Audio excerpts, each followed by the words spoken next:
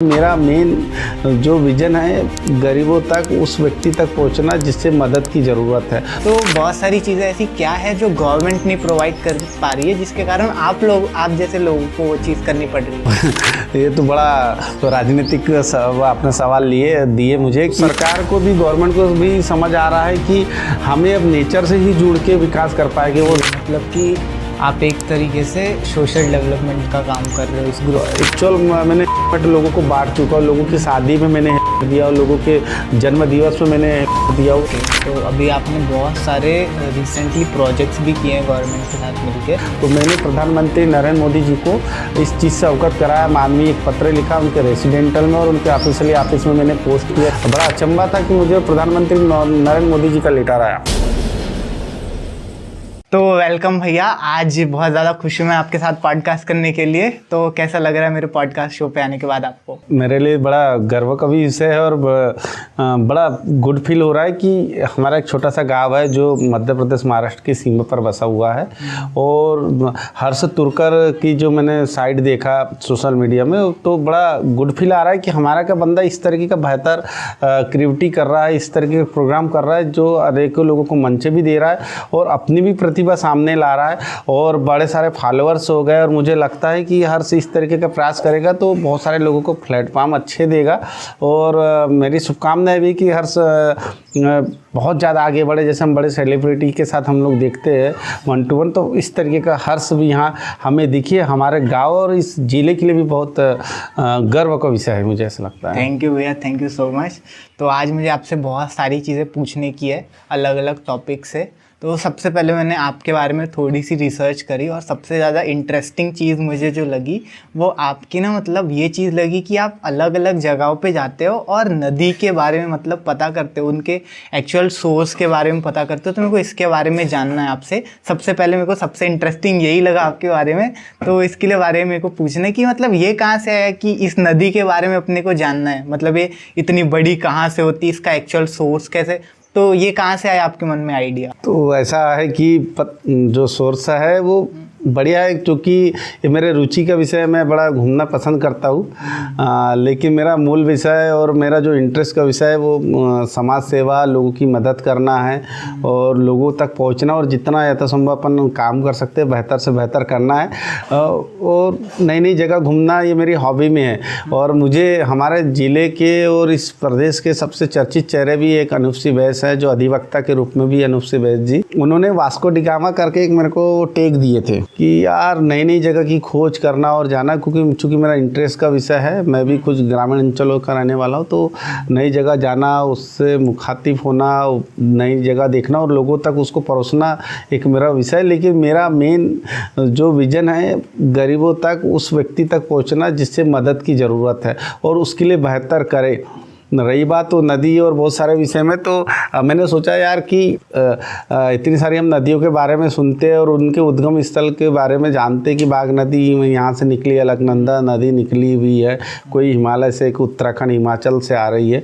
तो चूँकि इन लोगों की जानकारी वेबसाइट में भी उपलब्ध है, गूगल में भी उपलब्ध है, और ये छोटी नदियाँ जो हमारे लिए जीवनदायिनी नदी का काम करती है, तो वो उनके बारे में कहाँ से जानकारी हो, वो कैसे पता करे, लोग सोर्स कैसे लेके जाए। और हमें तो पता चलना चाहिए कि ठीक है बड़ी नदियाँ जीवनदायिनी है और हमारे यहाँ की और कई सक्सेसफुल नदी है जिनसे हमारे देश की पहचान है। लेकिन हमारा की नदी जो हमारा भला कर रही है, जो हमारे लिए एक माँ का रूप में है, तो उनके बारे में भी हमें जानकारी होना। उस वजह से मैंने अपने सोर्सेस से अपनी जानकारी जुटा के वहाँ तक पहुँचने का काम मैं करता हूँ और वो मेरे शौक़ का विषय है। वही आपके वीडियोस देखने के बाद मेरे को भी पता चला कि यार इतनी छोटी सी जगह से इतनी बड़ी नदी बनती है, इतने ज़्यादा लोगों को इम्पैक्ट करती है।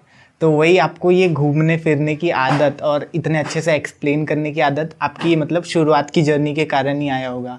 तो आपकी शुरुआत की जर्नी के बारे में बताओ कि कैसे आप इस वाली फील्ड में आए अपनी। नहीं, वो तो बात है कि ये बात तो है कि इंटरेस्टिंग रहा है मेरा कि जंगलों में जाना और वहाँ के स्थानीय लोगों से मिलना और नेचर से मैं बड़ा करीब से रहा हूँ। चूँकि मेरे जो अगर मैं इतिहास की बात करूँ तो मेरे पापा या हमारी फैमिली उकवा लीला मेटा से हम लोगों का इधर रोज़गार के चलते यहाँ तक इधर तक आना हुआ था। तो हम लोग जंगल तो हो सकता है कि उस तरीके की चीज़ें मेरे अंदर पहले से होगी।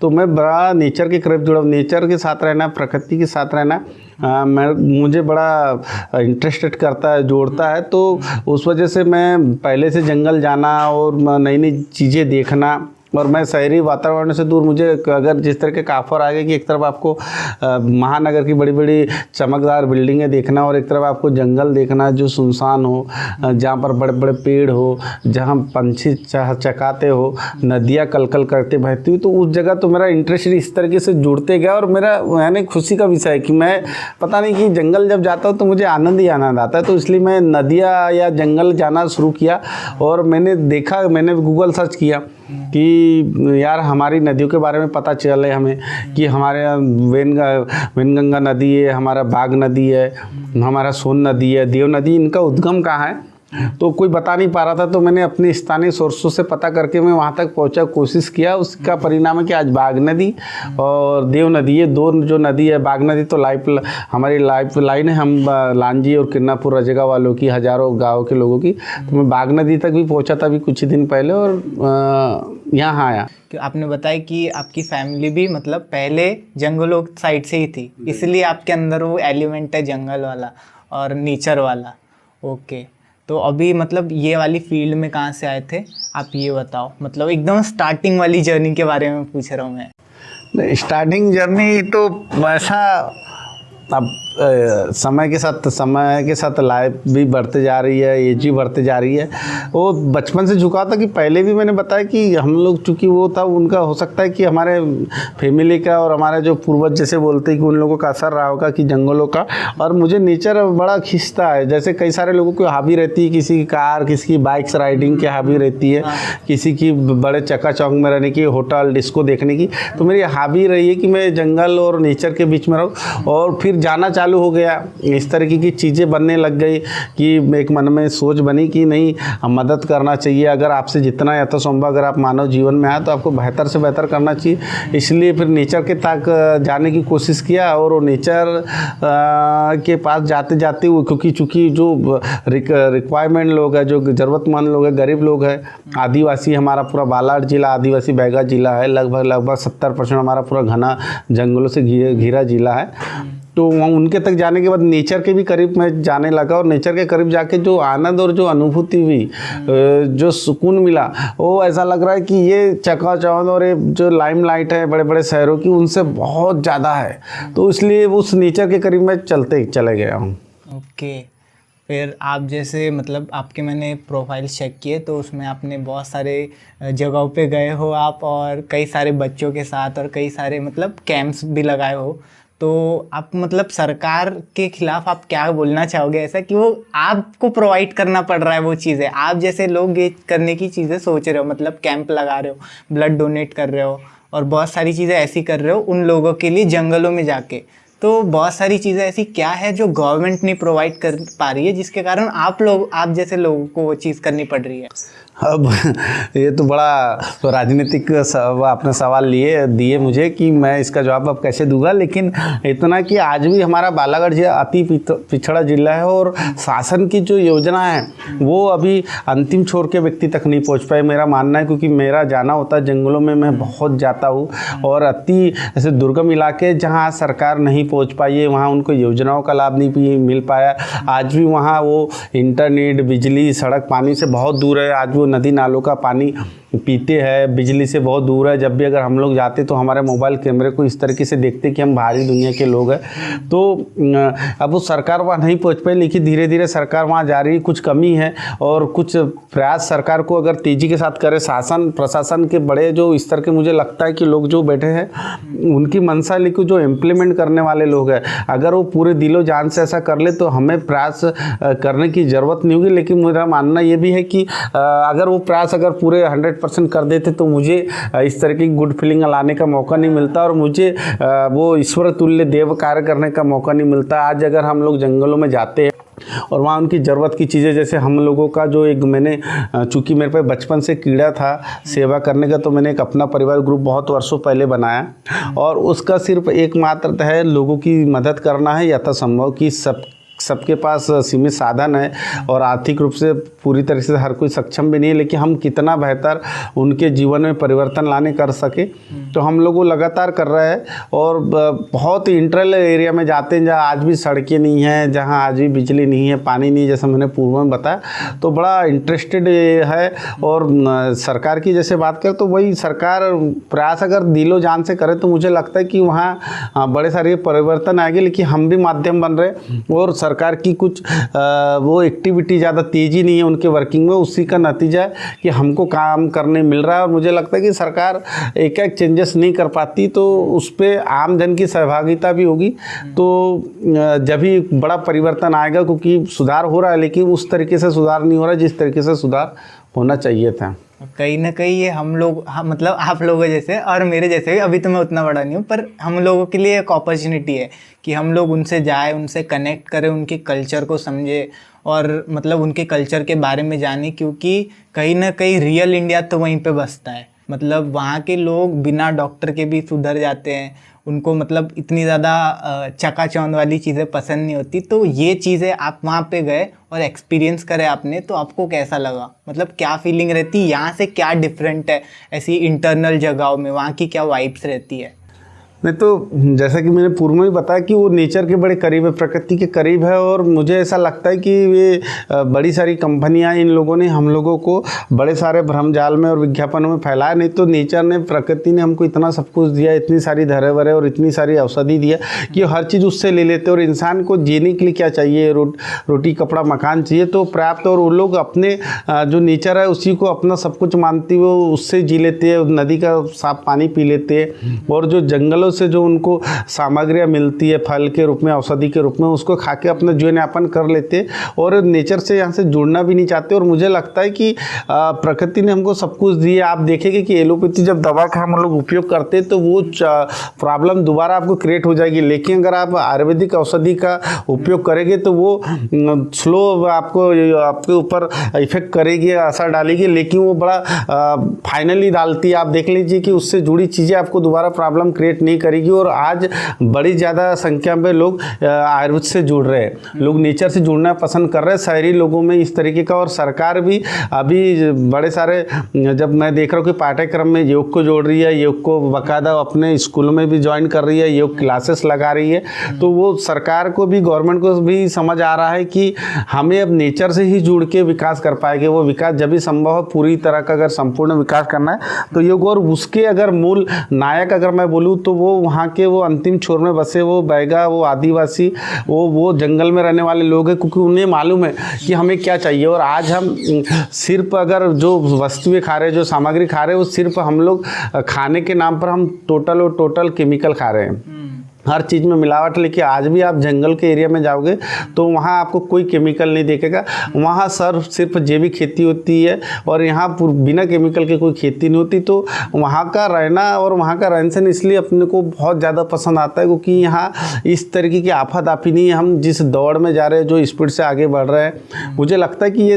अंधी दौड़ है। हम संस्कारों को, परिवारों को और जीवन जीने को ही भूल रहे हैं। जीवन परिवार के साथ होता है, अपनों के साथ होता है, जैसे वो लोग जीते हैं, सामूहिक रूप से हंसते हैं, सामूहिक रूप से अपने त्यौहार मनाते हैं, सामूहिक रूप से वो धन कमाने के लिए प्रयास करते हैं, जंगलों में जाते हैं तो वहाँ से शहद लाना और वहाँ की जो औषधि है, जड़ी बूटी, वो लाना, और उसको आजकल वो सेल करके 2 रुपये की आवक भी करते हैं। और वो उसी जंगल पर डिपेंडेंट है और बहुत अच्छी खुशी के साथ जी रहे हैं। अब जब उनका जीवन देखो तो उन्हें किसी तरीके का शिकवा मुझे नहीं दिखता कि उनके पास कोई शिकायत होगी जीवन जीने के लिए। उनको लगता है कि ये जो हम फैमिली के साथ जी रहे हैं, परिवार के साथ जी रहे हो, बहुत अच्छा है और ऐसी लाइफ वो जीना पसंद करते, जिसको मैं भी पसंद करता हूँ। तो आप मतलब क्या वहाँ पे कुछ दिन रुके हो उन लोगों के साथ? अब रुके तो क्या है, मैं आए दिन उधर ही चले जाता हूँ जब भी मुझे लगता है कि चार्ज होना है, अपने को फ्रेश होना है, अपने को आगे और चार्जिंग। जैसे कई सारे लोग होते हैं कि वो थम्स अप, कोको कोला और लिम्का पी लेते हैं, कई लोग किसी तरीके के, बड़े सारे लोगों के अपने अपने एंजॉय के तरीके। तो मुझे ऐसा लगता है कि मुझे रिफ़्रेश होना है और स्फूर्ति लाना है अपनी बॉडी में, शरीर में, और बेहतर फील करना है। तो मैं आए दिन जंगल चले जाता हूँ और कई बार रुकने का मेरे को मौका मिला है और मैं जंगलों के बहुत करीब रहा हूँ। ओके, तो एक थोड़ा सा गहरा क्वेश्चन पूछ रहा हूँ कि मतलब आप यहाँ पे जो, मतलब अभी हम शहर टाइप के एरिया में, और जब जंगल में जाते हो आप, जब जंगल में जाते हो तो क्या चेंजेस अपने अंदर महसूस करते हो? मतलब क्या ऐसी चीज़ ट्रिगर हो जाती है आपके अंदर कि आपको वो रिफ़्रेशमेंट फील होता है? मतलब कई लोगों के लिए वो चीज़ सिगरेट रहती है जो रिफ़्रेश करती है उनको, माइंड को, या फिर शराब रहती है, कई लोग के अलग नशे रहते हैं। तो एक तरीके से ये नशा ही है आपके लिए जो आपको एकदम अजीब सी खुशी देता है अंदर से। तो मैं ये पूछ रहा हूँ कि वो क्या चीज़ ट्रिगर होती है वहाँ पे जाने के बाद? नहीं तो मैं उसके लिए तो वही है कि कुछ चीज़ें हम शब्दों में व्यक्त नहीं कर सकते।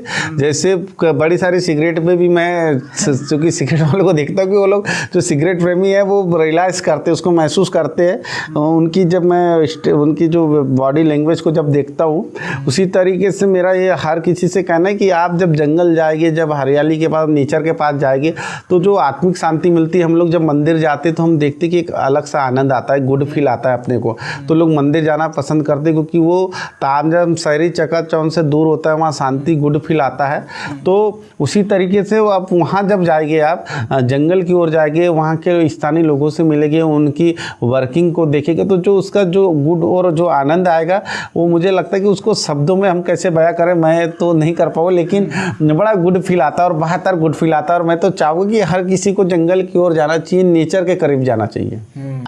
तो अगर इस चीज़ों को और भी आपको प्रमोट करना है, मतलब कि जंगल जाने वाली चीज़ें आपने बताई, और जैसे कि बहुत सारे योगा और इन चीज़ों में सरकार को भी अभी आपने बताया ना कि इंटरेस्ट ले रही है सरकार, और स्कूल्स में भी इसको जोड़ रही है। तो इसको और भी ज़्यादा बड़े लेवल पे करने के लिए और भी ज़्यादा क्या किया जा सकता है कि मेरे जैसे यूथ्स और जो सिर्फ और सिर्फ फ़ोन और मतलब सोशल मीडिया यूज़ करते हैं, तो उनको अगर हमें जंगलों की तरफ डाइवर्ट करना है या फिर उनका माइंड नेचर की तरफ लाना है, तो क्या क्या चीज़ें हम कर सकते हैं?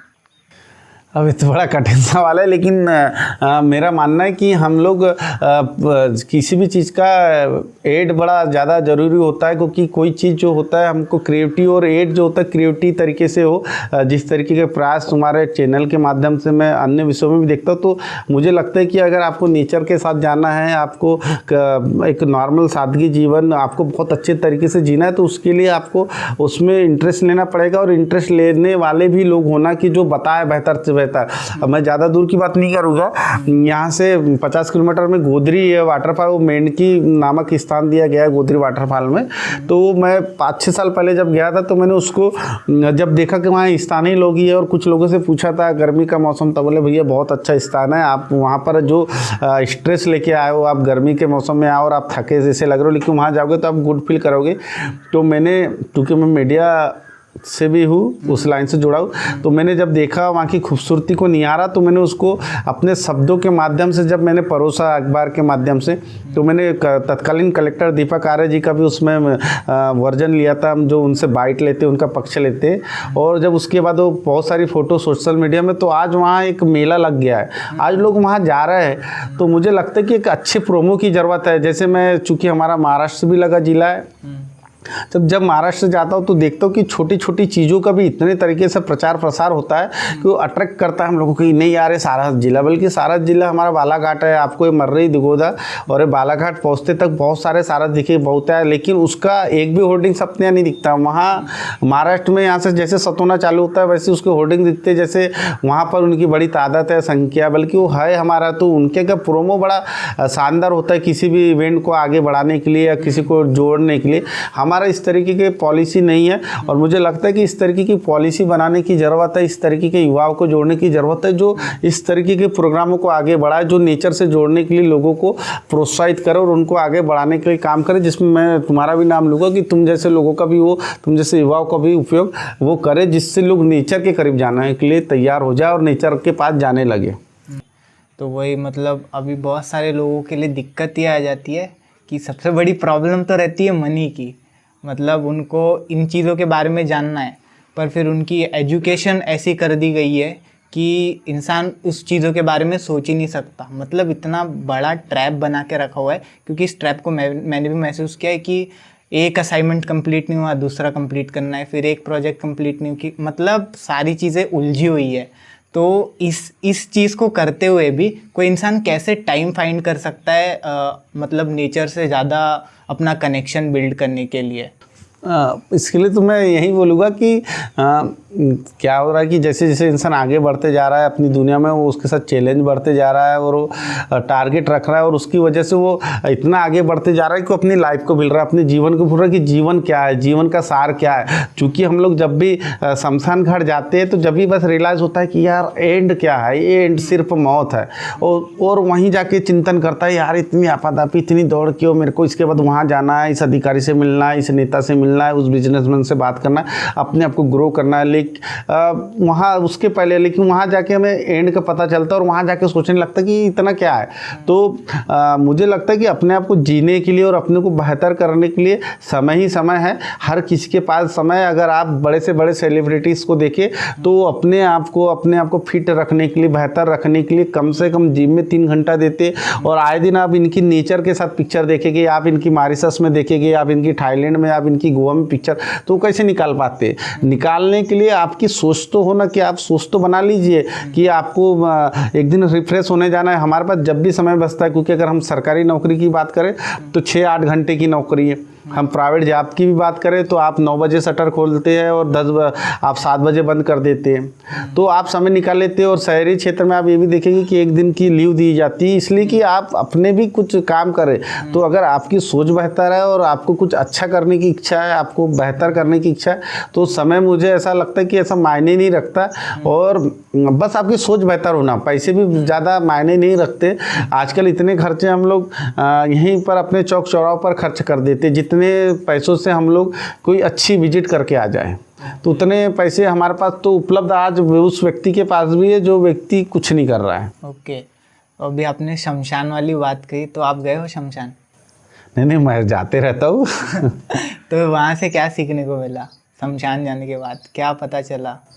नहीं तो वहीं वो एंड पता चला कि जीवन का अंत कहाँ है, और जीवन की जो इतनी आपाधापी की नहीं, मेरे पास आज 50 लाख का अमाउंट है, मेरी सेविंग है, मुझे 1 करोड़ की करना है, जिसके पास 1 करोड़ 5 करोड़ की बात करता है, जिसके पास 10,000 है वो 1 लाख की बात करता है, और उसके लिए वो इतने अपने आप को झोंक देता है कि वो अपने खुशियों को भूल जाता है, अपने परिवार को भूल जाता है, वो दिन रात इतना अपने आप को मशीन बना लेता है, और जीवन को ही भूल जाता है कि नहीं मेरी फैमिली भी है, मेरे परिवार भी है, मेरे फ्रेंड्स भी है, ये सब चीज़ों को भूल के वो सिर्फ दौड़ भाग लगाता है। लेकिन जैसे ही वो शमशान घाट में जाता है तो उसको रियलाइज़ होने लगता है कि मैं कर क्या रहा हूँ, मरना तो मुझे भी है, यानी जीने लायक पर्याप्त खाना मिल जाए, एक अच्छी अरेंजमेंट मिल जाए, इतना इंसान को करना चाहिए। लेकिन कई लोग इतनी दौड़ में, कहाँ की दौड़ में जा रहे हैं। आप सबकी एक एज निश्चित है कि किसको 70 साल की आयु, अब तो 60 औसत हो गई है, जिस तरीके से अभी मौतें हो रही है और जिस तरीके की उम्र घटते जा रही है इंसान की, तो 60 औसत आयु है।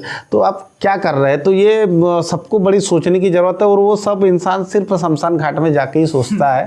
तो मुझे लगता है कि उसको शमशान के अलावा आम जगह भी सोचे तो वो बेहतर ज़िंदगी जी पाएगा।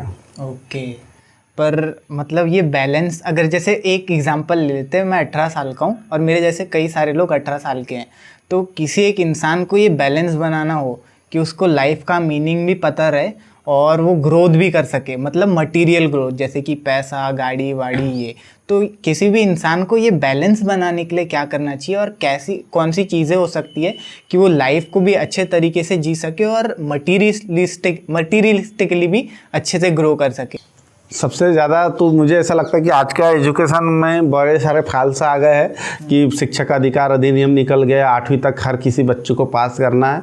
और पहले जो मैं देखता था, पहले का एजुकेशन देखता था, उसमें एक पॉलिसी होती थी, एक अनुशासन होता था कि आपको समय पर आना है, आपको ड्रेस पहनना है, अगर आप ज़्यादा लेट आ गए तो मास्टर की आपको छड़ी खाना है और पनिशमेंट लेना है, मुर्गा बनना है आपको, और बहुत सारी चीज़ें। लेकिन आज अनुशासन इंसान के जीवन से ख़त्म हो गए, खासकर आज के युवाओं के। वो देर रात जगते हैं, जिसका कोई मुझे लगता है कि मीनिंग नहीं है, कोई औचित्य नहीं है कि आप रात के 1-1 2-2 बजे तक पबजी खेले, दूसरे अन्य गेम्स खेले। आप समय के साथ आप एक डिसिप्लिन अगर बना लेंगे, जैसे मेरी दिनचर्या बताओ कि मैं 10 साढ़े 10 11 बजे सो जाना होता है, मैं उसके बाद मेरा 5 बजे उठना हो जाता है। उसके बाद मैं अपने जीवन में अपनी हेल्थ को मैं ज़्यादा फोकस करती हूँ, क्योंकि जीवन में अगर हेल्थ है, आपका स्वास्थ्य अगर जीवन है, तो आधे आपके तो सेविंग ऐसी बच जाएगी, क्योंकि लगभग पैसा तो लोग आधा पैसा डॉक्टरों के पास दे रहे। तो आप अगर अनुशासित जीवन जीते, बेहतर जीवन जीने की कोशिश करते, आपकी एक टाइमिंग है। अगर युवा भी है, 16 साल का हो, 12 साल का हो या 50 या 60 साल का, अगर किसी ने अपने जीवन में अनुशासन लाया, तो मुझे लगता है कि उसके पास सेविंग भी बचेगी और उसके पास समय भी बचेगा। कोई प्राप्त समय हम को नेचर से सीखना चाहिए, क्योंकि नेचर विषय से ही हमने बात कर रहे थे। आप देखिए कि जितने भी जीव जंतु हैं, उन लोगों का एक समय है, शाम के 6 बजे वो अपने घोंसलों में आ जाते, अपने घर में पहुंच जाते। उसके बाद वो लोग अपनी खाने की प्रक्रिया को भी समाप्त कर लेते हैं, और उसको सो के वो सुबह 4 बजे से उनका चहकना उठना जानवरों का, पंछियों का होता है, और वो निकल पड़ते। तो हमने अपनी टाइमिंग को बड़ी ख़राब कर ली है। हमने अपने आप को इस तरीके के ऐसे रूट में लेके गए, जो रूट में इंसान को सक्सेस बहुत कम मिलती। समझ आता है कुछ लोगों का कि जो जॉब में है, नाइट जॉब कर रहे हैं, तो लेकिन अधिकतर लोगों को कोई इस तरीके की पॉलिसी नहीं है। तो वो अगर अनुशासित हो जाए, तो मुझे लगता है कि वो सक्सेस भी हो जाएगी। वो जो ड्रीम है, उनका सपना है बड़े बड़े शहरों में जाना, विदेशों में जाना, फ्लाइट की जर्नी करना, अच्छा सेविंग करना, अच्छी कार में घूमना, वो सब पॉसिबल है। लेकिन वो सिर्फ अनुशासित रहे और टाइम टू टाइम पे काम करे, और वो टाइम पहले से बना हुआ है, सिर्फ आपको उसमें चलना है। तो अगर आप अनुशासित होते हैं, तो आप वो सब कर सकते हैं, वो चाहे 18 का हो या 58 साल का व्यक्ति हो। ओके, मतलब कि अगर हमें बैलेंस को बना के रखना है अपनी लाइफ के, अगर हमें स्पिरिचुअल ग्रोथ भी चाहिए, मटेरियल ग्रोथ भी चाहिए, और एक हैप्पी लाइफ जीनी है, तो डिसिप्लिन एक बहुत इंपॉर्टेंट रोल प्ले करता है। और अगर डिसिप्लिन हो गए और नेचर के जो प्रिंसिपल्स है उसको फॉलो किया हमने, कि जैसे नेचर अपने आप को हर एक चीज़, मतलब उसका हर एक चीज़ टाइम के साथ सेट रहता है। जैसे इतने बजे हो गए तो दिन निकलना ही है, 6 बज गया दिन निकलना ही है, 6 बज गया दिन डूबना ही है। तो वैसे ही अगर हम वो क्वालिटीज़ अपने अंदर भी ला ले, तो हम वो बैलेंस को बना सकते हैं, राइट? ओके। और अभी आपको मतलब पहले के एजुकेशन में और अभी के एजुकेशन में क्या डिफरेंस लगता है? कि क्योंकि मेरे को ये बताना है कि बहुत सारे लोग जो है वो ये डिसिप्लिन को मेंटेन नहीं कर पा रहे हैं, मतलब बना ही नहीं पा रहे, और उनका गोल ही नहीं पता कि उनको करना क्या है। इसलिए उनकी सारी लाइफ जो है डिस्ट्रैक्शंस में ही जा रही है। जैसे आपने बताया पबजी खेल रहे हैं, तो पबजी ही खेल रहे हैं, कि समय का कोई होश नहीं है। तो इस चीज़ को कैसे टैकल करें? सब एजुकेशन की बात करूँ तो मैंने फिर से बताया कि एजुकेशन को सरकार भी हर किसी को शिक्षा देने के लिए शिक्षा का अधिकार अधिनियम लाई, जो मैंने पहले बताया। और कोई भी एजुकेशन हो, किसी भी हो, आपको वैज्ञानिक तर्क भी है, वैज्ञानिक रिसर्च से भी है कि अगर जो व्यक्ति टाइम से और अनुशासन से उठता है, तो वो रात में जिस तरीके की अगर किताबी ज्ञान लेता है, अगर वो सुबह मॉर्निंग में उसी चीज़ को अगर अर्जित करे, तो ज़्यादा बेहतर उसको उसका रिस्पांस मिलेगा, ज़्यादा उसको प्रॉफिट मिलेगा। तो सिर्फ और सिर्फ अनुशासन और टाइमिंग। रही बात एजुकेशन की, तो वो आपके ऊपर निर्भर करता है कि आप किस ओर लेके जा रहे हैं। हमारे पास हाईटेक टेक्नोलॉजी मिल गई है साइंस के माध्यम से, तो आप उसका उपयोग गाना सुनने के लिए यूज करते हैं, कि आप कुछ सोर्सेस निकालने के लिए करते हैं? आप उसका उपयोग कैसा करते हैं? और उपयोग को सिखाने के लिए मुझे लगता है कि सही मार्गदर्शन की ज़रूरत है और सही टीचिंग की ज़रूरत है। और उसके लिए हमारे शिक्षकों को भी हम लोगों को फ्री हैंड करना पड़ेगा, जो आज उनके बड़े सारे हाथ बांध दिए गए हैं। तो एक प्रयास सरकार को और आमजन दोनों को मिलकर करना पड़ेगा, और खासकर माता पिता सबसे बड़े शिक्षक होते हैं बच्चों के। तो वो बच्चों को बचपन से ही ट्रीट करें, उनकी आदतों को देखें, और उनकी आदतों को सुधार करके वो जिस फील्ड में जा रहे हैं, अगर वो बेहतर फील्ड है, तो उसके लिए उनको प्रोत्साहित करेंगे। तो मुझे लगता है कि रिजल्ट और बहुत बेहतर आएगा, और हमारे यहाँ बड़े सारे एक्सपर्ट लोग निकल जाएंगे। और ऐसे से हम एक हेल्दी समाज को भी डेवलप कर सकते हैं। जरूर है कि नहीं? तो वही इसी चीज़ के बारे में बताना है कि अगर हमें यूथ्स को और भी ज़्यादा बेटर करना है अपने, तो उसके लिए क्या चीज़ें कर सकते हैं अपन। मतलब फॉर एग्ज़ाम्पल हेल्थ वाइज मैं पूछ रहा हूँ, क्योंकि हेल्थ पे अभी इतना ज़्यादा जोर नहीं दिया जा रहा है, और सिर्फ टेक्नोलॉजी के हम गुलाम बन चुके हैं, मुझे भी ऐसा लगता है। क्योंकि पर्सनली मैं बता रहा हूँ कि मैं भी अभी एक्सरसाइज नहीं करता, और ना ही कोई आउटडोर स्पोर्ट्स है हमारे इधर।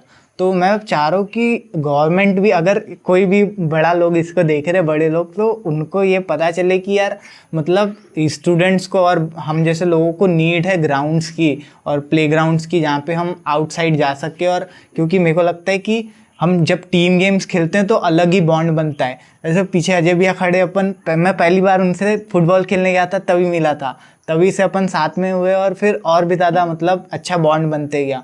तो इस चीज़ के बारे में क्या चीज़ है, मतलब क्या चीज़ें होनी चाहिए? नहीं, यानी जहाँ विवाह को लेके मैंने फिर से वही बात रिपीट करूँगा कि माता पिता से लेके हर चीज़, हर किसी को ज़रूरत है कि वो अपने बच्चों का केयर करे और उनके अच्छे भविष्य के लिए वो उनके पीछे काम करे। अगर उन्हें लगता है कि हमारा का बालक अगर नृत्य के क्षेत्र में, तो उसको नृत्य के क्षेत्र में आगे बढ़ाने के लिए काम करे। वो गायन के क्षेत्र में, तो गायन के क्षेत्र में बढ़ाने का काम करे। अगर वो खेल के क्षेत्र में, तो खेल के क्षेत्र में का काम करे। आप देखेंगे कि छोटे बच्चे में इम्यूनिटी पावर कम होती है आज के बच्चों में। पहले के बच्चों में इस तरह की चीज़ें नहीं थी, क्योंकि पहले के बच्चे शारीरिक खेल खेलते थे और सामूहिक खेल खेलते थे। आज बच्चों को एकाग्र एक साइड कर दिया जाता है, मोबाइल पकड़ को एकांत में रहता है। उस वजह से कई बार वो इस तरीके के भी कदम उठा लेता है जो माता पिता और समाज के लिए बड़े हानिकारक होते हैं। तो अगर सब बच्चों को माता पिता ध्यान दे और एक पॉलिसी बना ले और उनके बेहतरी के लिए काम करो। और मैंने बताया कि हमारा जो इतिहास है भारत का, और जो पहले की जो हमारी सभ्यता थी वो बहुत अच्छी थी। उसमें सब लोग मिलजुल के खेलते थे, कबड्डी था, खो खो था, वॉलीबॉल था, सब एकजुट होते थे। समय निकाल के एक टाइम होता था, वहाँ निश्चित समय पर सब पहुँचते थे। और समय निकालने के बाद तो जब खेल खेलते थे तो उनको जो शारीरिक जो उनको स्फूर्ति मिलती थी, थकान के बाद जो स्फूर्ति मिलती थी, जो बोलचाल में एक एनर्जी मिलती थी और जो पावर मिलता था, उसका बड़ा फ़ायदा मिलता था। पहले लोग अस्पतालों की ओर नहीं जाते थे, पहले दवा दुकानों की संख्या कम थी, अस्पतालों की संख्या कम थी। आज छोटे बच्चे के भी बाल पक रहे हैं, उसके दांत गिर रहे हैं, उसकी हेल्थ को आप देखोगे तो ऐसा लगता है कि कुपोषित है, खान पीन उसका सही क्यों नहीं है। तो वो आज के रहन सहन के, तो रहन सहन बदलना होगा और समझना होगा हमको कि हम किस ओर जा रहे हैं। नफ़ा नुकसान समझ के ही और किस चीज़ से प्रॉफिट है वो माता पिता को तय करना पड़ेगा। और उस दिशा पर अच्छे बेहतर प्रयास करेंगे तो मुझे लगता है कि उनका बच्चा बेहतर परिणाम भी देगा और उनका नाम रोशन करेगा। और हम सबके लिए बेहतर होगा कि चीज़ें समझे और अनुशासित जरूर हो जाए। तो अभी मैंने बहुत सारी चीज़ें आपके बारे में जितनी पता करी, तो आपने एक ग्रुप भी बनाया हुआ है अपना परिवार के नाम से, तो उसके बारे में मैं जानना चाहता हूँ। और भी बहुत सारे लोग हैं जो जानना चाहते हैं इसके बारे में। मैंने जैसे बताया कि बचपन से मेरी रुचि रही लोगों की मदद करने में। एक बड़ा सामान्य परिवार का और गरीब परिवार का व्यक्ति हूँ, और साथ यही वजह होगी कि मैंने एक अपना परिवार ग्रुप बनाया, क्योंकि मैं एक सामान्य और गरीब परिवार का व्यक्ति। तो मुझे मालूम है कि मदद क्या चीज़ होती है और मदद क्यों करनी चाहिए। अगर कोई हेल्प आपसे लेना चाहता है और आपसे कोई ज़रूरतमंद है और आप अगर सक्षम है, और ईश्वर ने भी मुझे लगता है कि इस तरीके से अगर किसी को सक्षम बनाया तो उसको मदद करना चाहिए। क्योंकि जो स्टोरी हम महाभारत और रामायण में वगैरह बड़े सारे कथाएँ, दंत कथाएँ सुनते, उस पर देखते कि किस तरीके से ईश्वर आता है और एक गरीब और एक मजबूर व्यक्ति की मदद करता है। क्योंकि वो देवतुल्य कार्य है। अगर किसी की मदद कर रहे हैं, किसी की आप हेल्प कर रहे हैं, तो चूँकि मैं भी उसी नेचर का हूँ, गरीब परिवार का हूँ, और मैंने देखा कि किस तरीके की तकलीफ आम जन के घरों में पहुँचती है आज के आधुनिक युग में, आज की महंगाई के ज़माने में। तो मैं चूँकि अकेला ही कर रहा था, लेकिन मैंने सोचा कि मेरे जैसे बड़े सारे लोग हैं जो मेरे संपर्क में थे और जो नहीं थे उन्हें भी मैं जोड़ने का मेरा प्रयास के चलते ही मैंने एक अपना परिवार ग्रुप बना, जिसमें बड़े सारे इंजीनियर्स है, बड़े सारे डॉक्टर्स है, उसमें बड़े सारे प्रोफेसर है, प्रिंसिपल है, कुछ व्यापारी है, कुछ युवा साथी। तो ऐसा मैंने एक ग्रुप बनाया जिसमें जिले भर के लोग हैं शामिल, जिसमें कुछ सेना के जवान हैं, कुछ मेडिकल के डॉक्टर्स है, कोई MR वगैरह। तो ये सब मिल के मैंने एक ग्रुप बनाया जो मेरे जैसे सोच को अचीव बिलोंग करते हैं, कि वो भी उनकी भी सोच है अपने अपने तरीके से कि हमको समाज के लिए बेहतर करना है। और उस ग्रुप के माध्यम से हम लोग कोई टारगेट डालता हूँ मैं, कि मेरा ऐसा रहता है कि हम दीपावली जब होती है अपने घरों में मनाते हैं, जब देखने में आता है, तुम भी देखते हो कि तुम्हारे घरों में नए नए कपड़े माता पिता लेते हैं, हम लोग नए नए कपड़े पहनते, दीप प्रज्वलित करते, मिठाइयाँ खाते, पटाखे फोड़ते। लेकिन ये सब चीज़ें उस जगह में तो भी पहुँचे जो इससे महरूम है, जिनको पता ही नहीं दिवाली का अर्थ क्या होता है, मीनिंग क्या होता है। तो ऐसे भी कुछ गाँव हमारे यहाँ है, ऐसे आधा दर्जन गाँव है हमारे यहाँ कि जहाँ इस तरीके की चीज़ें ही नहीं पता कि दीपावली पर्व क्या होता है, दीपावली को किस तरीके से एंजॉय किया जाता है। तो हम लोगों ने एक जो ग्रुप बनाया है जिसमें हर वर्ग के लोग शामिल हैं, जिसमें हर व्यक्ति के प्रतिनिधित्व करता है। तो उनके साथ हम घने जंगल जाते हैं। मैं पहले वहाँ सर्च करके आता हूँ कि हम नीट जगह जा रहे हैं कि नहीं, और वहाँ जाके हम लोग दीपावली मनाने का काम करते हैं। हमने चूँकि देखा कि सड़कों में मौतें बहुत सारी हो जाती है, मौतें होती है अब आए दिन एक्सीडेंट से, लापरवाही से, अनुशासन का पालन नहीं करने, नियमों का पालन नहीं करने से। तो हम लोग ग्रुप में हमने खैरलांजी में भी जाके, हमने बालाकट में भी जाके, जगह जगह जिले में जाके हमने प्रोग्राम दिया है कि लोगों को बाई ओर से चलना है, लोगों को नियमित गति सीमित गति से चलना है, लोगों को हेलमेट जरूर लगाना है।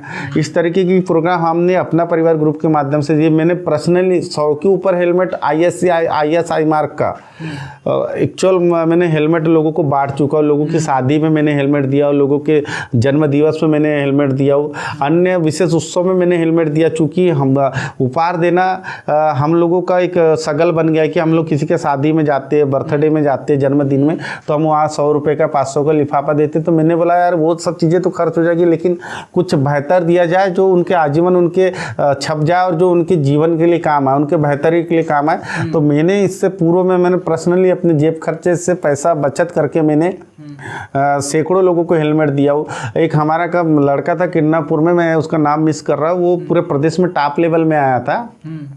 तो युवा दिवस था स्वामी विवेकानंद जी का, तो मैंने उसके घर पहुंच को हेलमेट देकर उसका प्रोत्साहित करने का काम किया। तो उसके भी वो 2 लाइन थी कि भैया बोले मैंने मुझे कई सारे गिफ्ट आए, बोले लेकिन ये जो गिफ्ट है मुझे ऐसा लगता है बोले कि ये लाखों करोड़ों से बढ़कर है, क्योंकि वो चूँकि पढ़ा लिखा था और टॉप आया था 12वीं या 10वीं में, मैं भूल रहा हूँ 4 साल की बात है। तो उसके घर गया तो उसकी लाइन थी कि भैया ये जो आपका गिफ्ट है ये मेरे लिए लाखों करोड़ों से भी बढ़कर, क्योंकि ये जीवन को बचाने वाला गिफ्ट है। तो मैंने पर्सनली भी और हमारे ग्रुप ने इस तरीके का प्रोग्राम देवगांव स्कूल में जाना है TI, और हम लोग हमारे प्रोग्रामों में हम लोग गवर्नमेंट को भी, प्रशासन को भी इन्वॉल्व करते। जब हमने रजेगांव में प्लान किए थे अपने पैसे खर्च करके ग्रुप के माध्यम से, तो हमने SP अमित सांघी सर को बुलवाया था, और जहाँ जहाँ भी हमने इस तरीके के प्रोग्राम किए ट्रैफिक रूल्स को लेके कि जिससे लोगों का जीवन बने, तो उस पर हम लोग कभी TI को बुला रहे, कभी ट्रैफिक थानेदार को बुला रहे। तो इस तरीके के प्रयास अपना परिवार के माध्यम से, और लगातार कोई भी विषय अगर हमें आता है कि पता चलता है कि हमें कि बाघ नदी साफ करना है, वहाँ पर बाकायदा कचरा ज़्यादा हो गया, चूँकि बाघ नदी जीवनदायिनी, तो हम वहाँ जाते हैं, ब्लड डोनेट कैंप लगाते हैं, दीपावली में हम लोगों तक पहुँचते। और साल भर हम लोग अपने माध्यम से, ग्रुप के माध्यम से, जैसे किसी को ब्लड की नीड है, लोग देने वाले कम और लेने वाले ज़्यादा है, तो हम लोग साल भर लोगों को ब्लड मुहैया कराना और लोगों को प्रोत्साहित करना हमारे ग्रुपों के माध्यम से, वृक्षारोपण लगाना, ऐसे अनेकों काम है जो हम लोग अपना परिवार के ग्रुप के माध्यम से करते हैं। और सबको बड़ी संतुष्टि होती है जब हम लोग पूरे लोग जब जाते हैं और किसी की मदद कर पाते।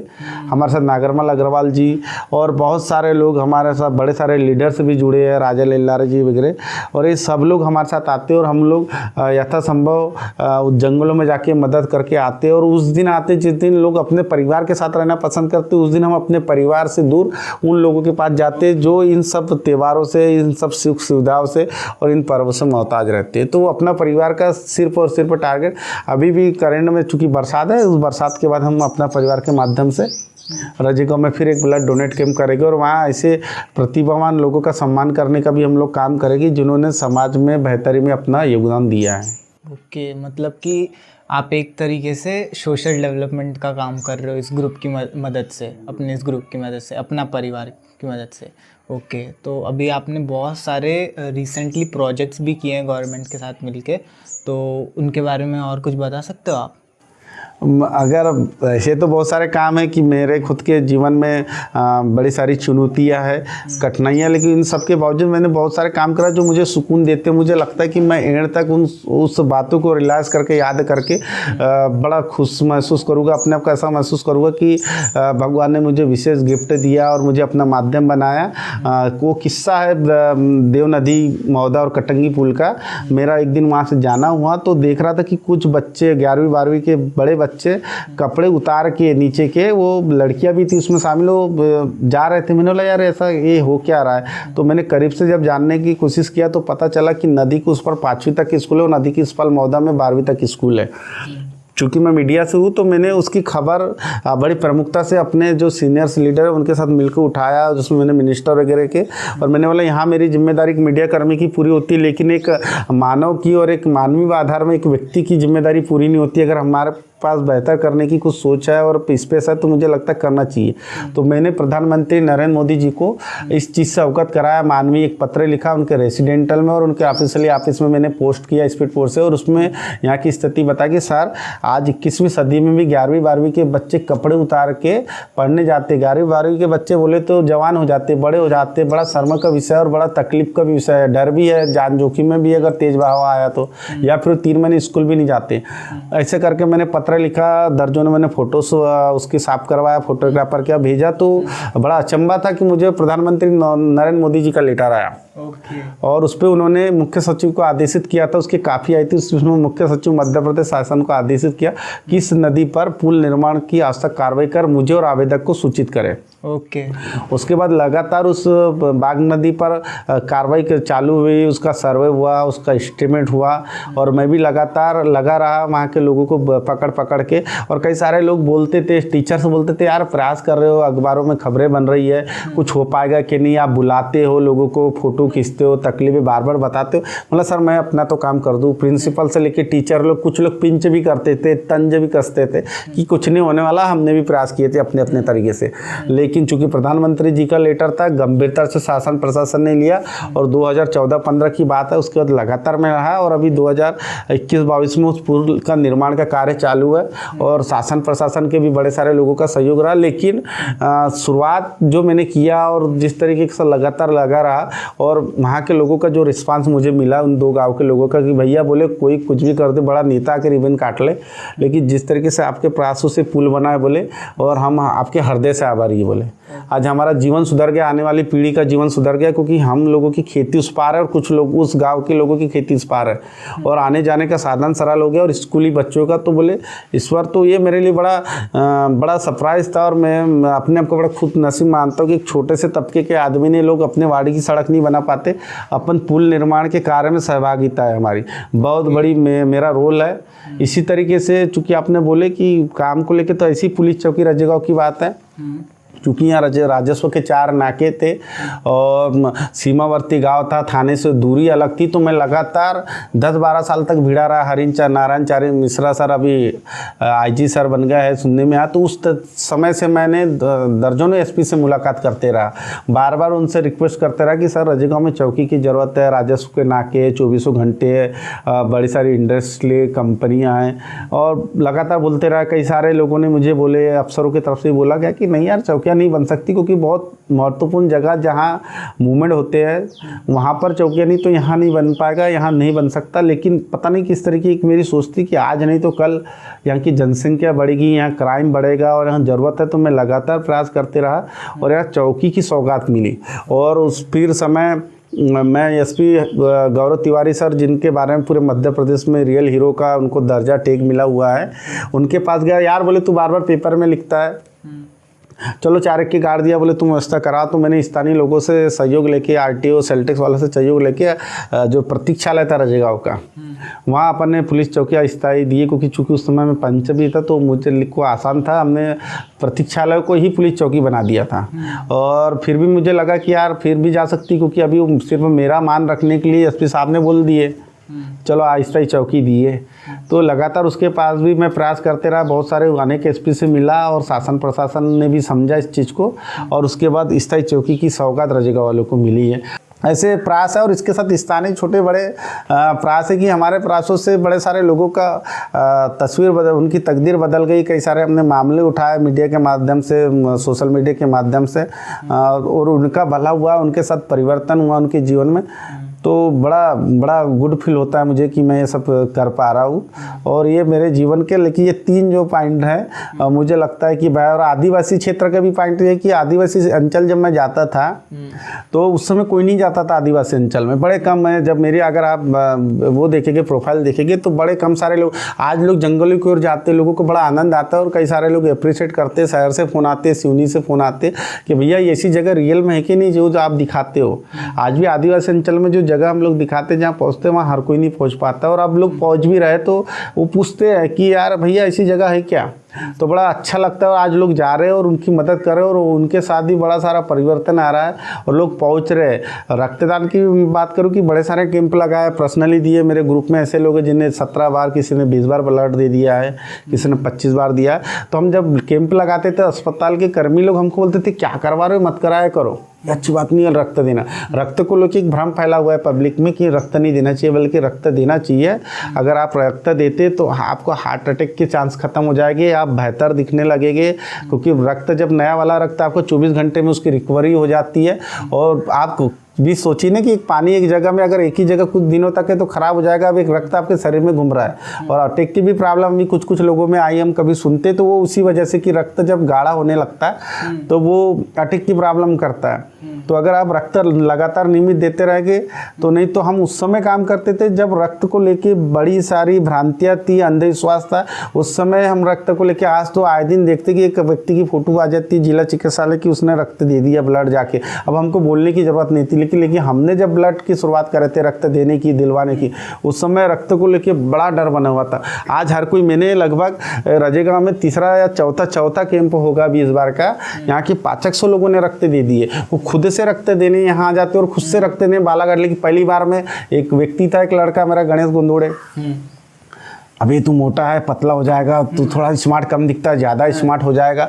उसको इतना मैंने उसको वो करा, एनर्जेटिक कर दिया उसको, इतना ज़्यादा मैंने गांव की भाषा में चढ़ा दिया, खुश वो कुछ ने ब्लड दिया। आज उसको गुड फील आता नहीं, बड़ा अच्छा लगता भी है बोलता है। तो अब वो खुद रक्त देने, पहली बार में उसके पीछे में कुछ 14 दिन भिड़ना पड़ा था रक्त का, जिस दिन से प्लान करे थे। तो वो हम लोगों ने इस तरीके के प्लान करे और उसका फ़ायदा आज आम जनों के बीच में दिखता है रक्त को लेके। और इस तरीके के जो काम है उसका क्रेडिट या उस तरीके के प्रयास में मैं शामिल था, वो मेरे लिए बड़ा अमेजिंग है और बहुत शानदार है। और मैं कोशिश करता हूँ कि इस तरीके के कुछ भी जो नई नई चीज़ें करने में अगर मुझे शामिल होना पड़े तो मैं अपने आप को खुद नसीब मानता हूँ। ओके, तो बहुत सारी चीज़ें आपसे सीखने को मिली और बहुत सारे अच्छे जो पॉइंट्स हैं आपने बताई, जो आपने देश के डेवलपमेंट के लिए किए, अपने ज़िले के डेवलपमेंट के लिए किए और ह्यूमैनिटी के डेवलपमेंट के लिए किए। तो अगर आपके जैसे ही हर कोई सोचने लग जाए तो नेक्स्ट लेवल हो जाएगा हमारा जो जीने का तरीका है, और बहुत ज़्यादा खुशहाल माहौल हो जाएगा चारों ओर। तो यस, ऐसे ही आपको बहुत बहुत थैंक यू मेरे पॉडकास्ट शो में आने के लिए, और बहुत ज़्यादा अच्छा लगा।